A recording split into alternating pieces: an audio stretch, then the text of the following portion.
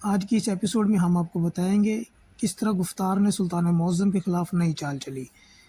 پاشا: ہم نہیں جانتے یہ کیسے ہوا، اچانک ہی ہنگامہ آرائی شروع ہو گئی سلطان معظم۔ بادشاہ: محافظوں نے گولی چلائی ہے؟ جی جناب، ہم نے سب کو گرفتار کر لیا ہے اور جوزف صاحب وہ جہاز سے اتر گئے تھے، لیکن ہم نہیں جانتے وہ کہاں گئے تھے۔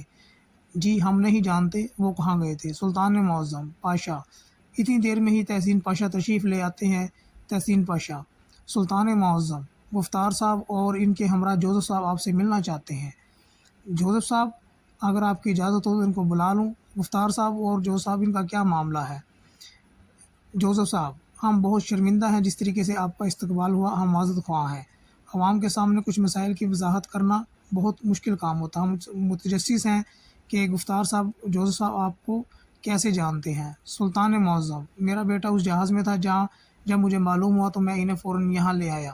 سلطان معظم: سرکاری دفاتر بند ہو گئے ہیں، افسران نے کام کرنا بند کر دیا ہے، تاجران نے بھی ہڑتال کر دی ہے، پایا تخت میں زندگی کا پہیہ جام ہو چکا ہے۔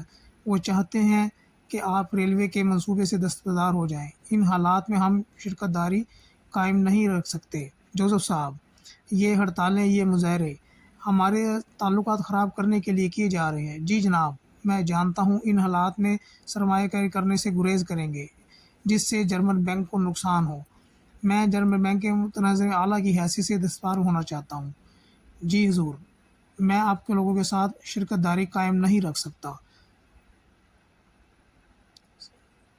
سلطان معظم: آپ جا سکتے ہیں۔